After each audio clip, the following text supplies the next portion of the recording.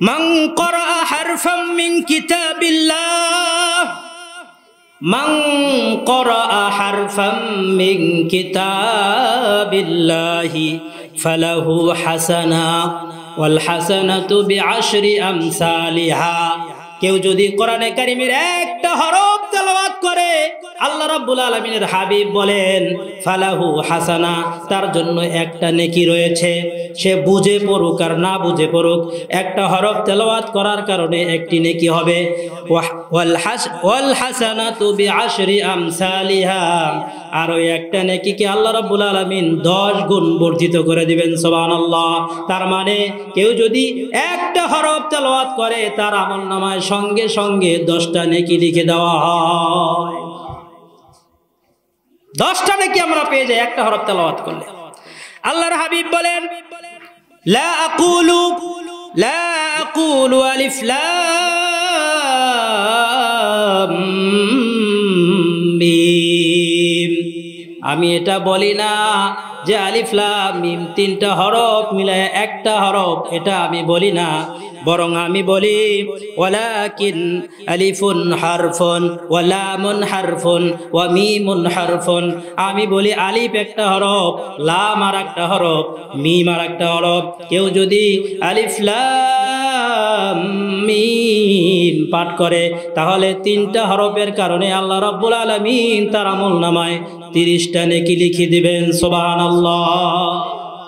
কোরআনে কারীম সম্পর্কে আল্লাহ পাকের রাসূল বলেন ইকরাউল কুরআন ফাইন্নাহু ইয়াতি ইয়াউমাল কিয়ামাতি শাফিআন লিআসহাবিহি। তোমরা কোরআন তেলাওয়াত করো। ইকরাউল কুরআন, তোমরা কোরআন তেলাওয়াত করো। ফাইন্নাহু ইয়াতি ইয়াউমাল কিয়ামাতি শাফিআন লিআসহাবিহি, কেননা এই কোরআন কিয়ামতের দিন তার পাঠককারীর জন্য আল্লাহর দরবারে সুপারিশ করবে। সুবহানাল্লাহ। আমরা কি চাই যে কোরআন আমাদের জন্য সুপারিশ করুক? সবাই চান? আপনারা বলেন সবাই কি চান? তাহলে কোরআন তেলাওয়াত করতে হবে। কোরআন ঘরের মধ্যে পড়ে রয়েছে ডিমের মতো, ভুলেও ফিরে তাকায় না, বছরও একবার ধরে না। ধুলাবালি পড়ে রয়েছে গিলাপের ওপরে, কোরআন তার দিকে চাতক পাখির মতো তাকিয়ে রয়েছে। ঘরে কোরআন রয়েছে কিন্তু মুখে কোরআন নাই, অন্তরে কোরআন নাই। কোরআন শুধু ঘরের আলমারিতে আর শোকেসের মধ্যে সাজায়া রাখছে। এরকম মানুষ আছে কিনা বলে? তো আমরা কোরআন তেলাওয়াত করব, কোরআন তেলাওয়াত করব, তাহলে কি করবে? কোরআন আমাদের জন্য আল্লাহর দরবারে কি করবে? সুপারিশ করবে। আমরা সবাই চাই কোরআন আমাদের জন্য সুপারিশ করুক। আল্লাহর কোরআন যখন সুপারিশ করবে, এটা আল্লাহ তাআলা কখনোই এই সুপারিশকে বৃথা করে দিবেন না। কোরআনে কারীমের সুপারিশকে আল্লাহ তাআলা কবুল করে নেবেন, বান্দার জন্য সুপারিশ করবেন, বান্দাকে মাফ করে জান্নাতে প্রবেশ করে দিবেন। সুবহানাল্লাহ। কোরআন তেলাওয়াত করেন। কোরআন শুধু মুসলমানের জন্য নয়, কোরআন শুধু হিন্দুদের জন্য নয়, গোটা মুসলিম যত আছে পৃথিবীতে, যত কাফির মুশরিক আছে, এক কথায় গোটা মানব জাতির জন্য আল্লাহ পাক কোরআন নাজিল করেছেন। গোটা মানব জাতির জন্য আল্লাহ রাব্বুল আলামিন কোরআন নাজিল করেছেন। এজন্য আমরা অনেক সময় একটা সঙ্গীত বলি, এ বাণী সকলের নয় শুধু মুমিনের, যারাই চলবে মেনে ফল পাবে কোরআনের। এ বাণী সকলের নয় শুধু মুমিনের, যারাই চলবে মেনে ফল পাবে কোরআনের। ঘরে বলো কিবা রাষ্ট্রে বলো, ঘরে বলো কিবা রাষ্ট্রে বলো, অশান্তি দূর করে শান্তি আদে। সমাধান সমাধান চাও যদি জীবনে মরণে, ফিরে যাও খুঁজে নাও চোখ রাখো কোরআনে। ঠিক কিনা বলেন? আমার রব্বুল আলামিনের হাবিব বলেন মান ক্বরাআ হারফাম মিন কিতাবিল্লাহ, মান ক্বরাআ হারফাম মিন কিতাবিল্লাহি ফালাহু হাসানা ওয়াল হাসানাতু বিআশরি আমসালিহা। কেউ যদি কোরআনে কারিমের একটা হরফ তেলাওয়াত করে, আল্লাহ রাব্বুল আলামিনের হাবিব বলেন ফালাহু হাসানা, তার জন্য একটা নেকি রয়েছে। সে বুঝে পড়ুক আর না বুঝে পড়ুক, একটা হরফ তেলাওয়াত করার কারণে একটি নেকি হবে। ওয়াল হাসানাতু বিআশরি আমসালিহা, আর ওই একটা নেকিকে আল্লাহ রাব্বুল আলামিন 10 গুণ বর্ধিত করে দিবেন। সুবহানাল্লাহ। তার মানে কেউ যদি একটা হরফ তেলাওয়াত করে, তার আমলনামায় সঙ্গে সঙ্গে 10টা নেকি লিখে দেওয়া হয়।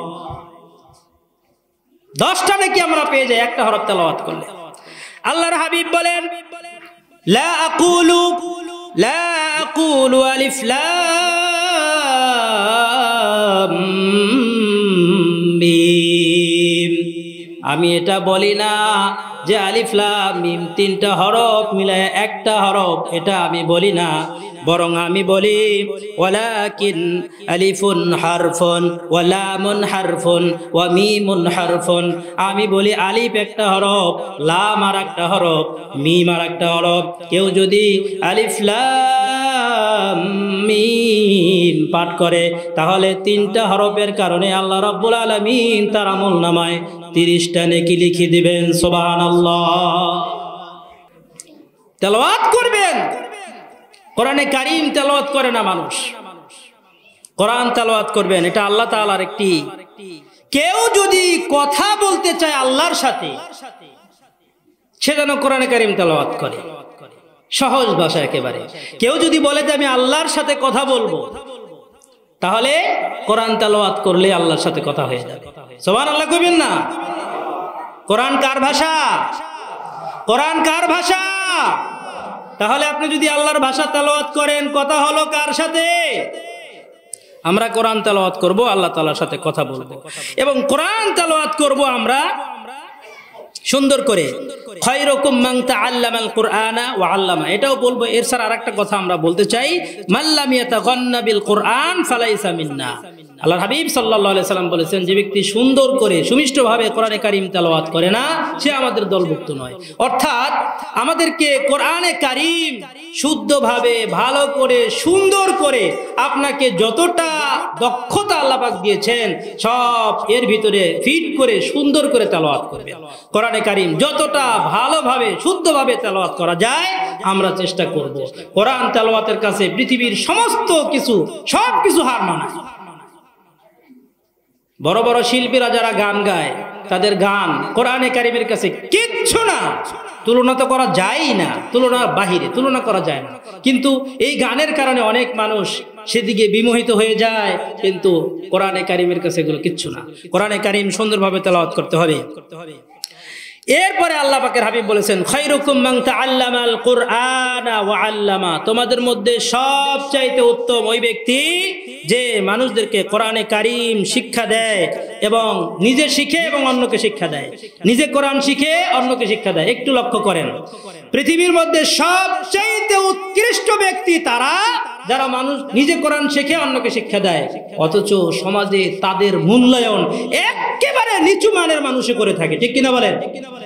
একজন কোরআনের খাদেম, যিনি কোরআন শিক্ষা দেন, কোরআনের মুআল্লিম, তার মূল্যায়ন করে সমাজের সবচাইতে নিচু মানের। একটা রিস্কাওয়ালা মাসে কামায় 60,000। ঢাকা শহরে, আমাদের এই নারায়ণগঞ্জ শহরে একটা রিস্কাওয়ালা আমি জিজ্ঞাসা করলাম দৈনিক কেমন ইনকাম করেন? দৈনিক সব কিছু রাইখা 2,000 2,500 থাকে। 2,500 বাদ দেন, 2,000 যদি থাকে মাসে কয় হাজার? 60,000। কিন্তু বড়ই আফসোস লাগে, যারা কোরআনে কারীমের মুআল্লিম, যারা কোরআন শিক্ষা দেয়, আপনাদের বাচ্চাদেরকে শিক্ষা দেয়, আপনাদেরকে শিক্ষা দেয়, কিন্তু সেই মুআল্লিমদেরকে আমরা মূল্যায়ন করি না। একেবারে নিম্নমানের যে সম্মানই আছে সেটা দেওয়ার চেষ্টা করি আমরা। এই আমাদের মন মানসিকতা, এগুলো দূর করতে হবে। একেবারে ফকিন্নি, এটা হচ্ছে ফকিন্নি মন মানসিকতা, এগুলো দূর করতে হবে। আমাদেরকে মূল্যায়ন করতে হবে। আরেকটা বিষয় কি জানেন, খুবই দুঃখ লাগে, এই অন্যান্য সাবজেক্টগুলো আপনার স্কুলের পোলাপান যখন অন্যান্য সাবজেক্টগুলো পড়ায়, ঠিকই অনেক টাকা দিয়ে পড়ায়, কিন্তু কোরআন শিখিতে গেলে তখন ফকিন্নি হয়ে যায়। আমি কি ভুল বললাম না? সঠিক? আপনারা নিজেরাও জানেন। ইংরেজি বলেন, বাংলা বলেন, অঙ্ক বলেন, এগুলো যখন আপনারা শিখাইতে যান, কোনো টিচার রাখেন বা শিক্ষক রাখেন, তখন তাদেরকে যেভাবে মূল্যায়ন করেন, কিন্তু কোরআন শিক্ষা দিতে গেলে ঠিক সেইভাবে তাদেরকে মূল্যায়ন করেন না। ওই সময় একেবারে দরিদ্র হয়ে যায়। এই সমস্ত অভ্যাস ছাড়তে হবে, এগুলো বদ স্বভাব। অন্যান্য সাবজেক্টগুলো যেই পরিমাণের টাকা দিয়ে পড়ান, কোরআন তার থেকে বেশি দেওয়ার কথা ছিল। আপনি বেশি না দেন, সমান তো দিবেন। ঠকায়েন না। মানুষ শুধু হুজুরদেরকে ঠকাইতে চায়, এই স্বভাবটা বাদ দিতে হবে। ইসলামকে, কোরআনকে সব সময় উপরে রাখতে হবে, কোরআনের মর্যাদা বেশি দিতে হবে আমাদেরকে। الذي يقرأ القرآن وهو ماهر به مع السفرة الكرام البررة। আল্লাহর হাবিব বলেন, যারা কোরআন তেলাওয়াতে পারদর্শী, মাহের, যারা কোরআনে কারিম সুন্দরভাবে তেলাওয়াত করতে পারে, তারা ফেরেশতা, সম্মানিত, মহাসম্মানিত কাতিব, লিপিকার ফেরেশতাদের সঙ্গী হবে। সুবহানাল্লাহ। আরেক দল মানুষ, والذي يقرأ القرآن ويتتعتع فيه وهو عليه شاق له أجران। আরেকজন লোক যারা কোরআন তেলাওয়াত করে কিন্তু তেলাওয়াত করতে কষ্ট হয়, ও শব্দ করে তেলাওয়াত করে, ঠেকে ঠেকে তেলাওয়াত করে, কিন্তু তেলাওয়াত ছাড়ে না। আল্লাহ পাক বলেন লাহু, আল্লাহর হাবিব বলেন লাহু আজরান, তাদের জন্য দ্বিগুণ সওয়াব। একটা হলো বান্দা কষ্ট করেছে, এই কষ্টের জন্য একটা সওয়াব, আর একটা হলো তেলাওয়াতের জন্য সওয়াব। এজন্য যারা কোরআন তেলাওয়াত করতে পারেন না, কষ্ট হয়, তারপরও ছাড়া যাবে না। আপনি যেইভাবে পারেন ঠিক ওইভাবে তেলাওয়াত করেন। আস্তে আস্তে তেলাওয়াত শিখতে থাকেন আর করতে থাকেন। আপনার এই কষ্টের জন্য একটা সওয়াব পাবেন, আর তেলাওয়াতের জন্য আর একটা সওয়াব পাবেন। সুবহানাল্লাহ। আপনাকে ঠকাইবেন আল্লাহ তাআলা। কোরআন আল্লাহ পাকের ভাষা, এই কোরআন আমরা তেলাওয়াত করব। মান ক্বারা কুল হুয়াল্লাহু আহাদ ইন্নাহা তা'দিলু সুলুসাল কুরআন। সূরা ইখলাস, এটা হচ্ছে কোরআনে কারীমের 1/3, 3 ভাগের 1 ভাগ। আপনি যদি কোরআনে কারীম তেলাওয়াত নাও করতে পারেন, সূরা ইখলাস তো পারেন, আপনি 3 বার পড়বেন। একবার পড়লে কোরআনে কারীমের 3 ভাগের 1 ভাগ যদি হয়, 10 পারার সমান। 3 বার পড়লে 30 পারার সমান আপনি সওয়াব পাইতেছেন। বেশি বেশি করে সূরা ইখলাস আমরা তেলাওয়াত করার চেষ্টা করব ইনশাআল্লাহ। ইন্নাল্লাহা ইয়ারফা'ু বিহাদাল কিতাবি আকওয়ামা ওয়া ইয়াদউ বিহি আখারিন। এই কোরআনের উপরে আমল করার কারণে বহু জাতিকে আল্লাহ তাআলা উত্থান ঘটিয়েছেন। জাহান্নামের কীট ছিল, যদি কোরআনে কারীমের উপরে আমল না করত, জাহান্নামে যেত। মানুষের রক্তের পিপাসু ছিল, জেনাকারী ছিল, ধর্ষক ছিল, তারপরে মানুষ হত্যাকারী ছিল, 99টা খুন করেছে, 100টা খুন করেছে।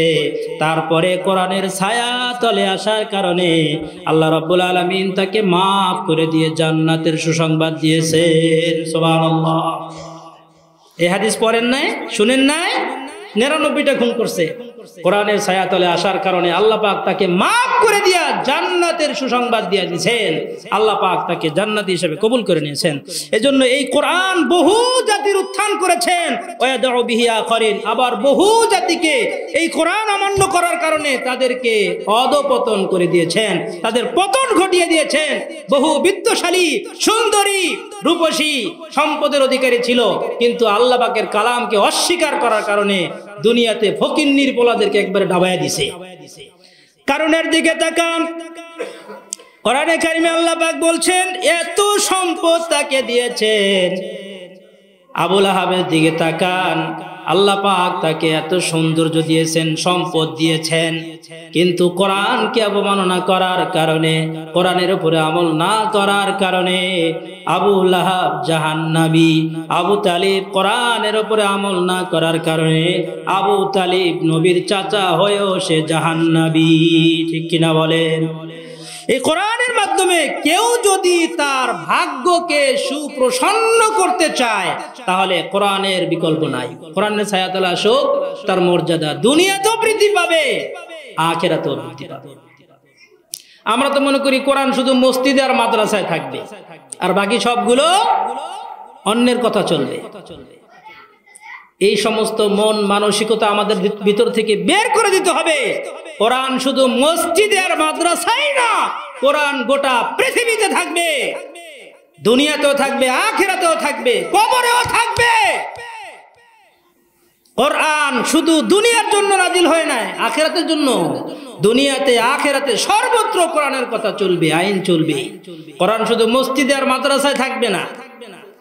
আল্লাহ পাক বলছেন, ইন্না আনজালনা ইলাইকাল কুরআনা বিল হক লিতাহকুমা বাইনান নাসি বিমা আরাকাল্লাহ ওয়া লা তাকুল লিল খাইনিনা খাসিমা। আল্লাহ পাক বলেন, এই কোরআন আমি তোমার কাছে যথাযথভাবে নাজিল করেছি। মুহাম্মদ সাল্লাল্লাহু আলাইহি সাল্লাম, এই কোরআন আমি তোমার কাছে যথাযথভাবে নাজিল করেছি। শুধু এজন্য নাজিল করি নাই যে কোরআন শুধু মসজিদে তেলাওয়াত করবে, নামাজে তেলাওয়াত করবে আর মসজিদ মাদ্রাসার মধ্যে সীমাবদ্ধ থাকবে, এজন্য কোরআন নাজিল করি নাই। কোরআন নাজিল করেছি লিতাহকুমা বাইনান নাসি বিমা আরাকাল্লাহ। এই কোরআন দ্বারা আপনি বিচার ফায়সালা করবেন। লিতাহকুমা বাইনান নাস, মানুষের মধ্যে কোরআন দ্বারা ফায়সালা করবেন, কোরআন দ্বারা মানুষের মধ্যে বিচার ফায়সালা করবেন। এজন্য কোরআন নাজিল করেছি বিমা আরাকাল্লাহ। আল্লাহ পাক আপনাকে যেইভাবে দেখিয়েছেন, যেইভাবে বুঝিয়েছেন, ঠিক সেইভাবে আপনি কোরআন দ্বারা মানুষের মধ্যে বিচার ফায়সালা করবেন।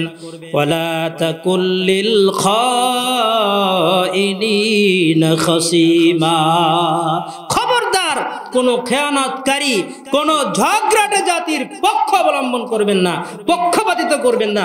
কোরআন দ্বারা আপনি সঠিক ফায়সালা করবেন। এই কথাটা কার বলেন তো? এই কথাটা কার? চিৎকার দিয়ে বলতে হবে, এই কালামটা কার?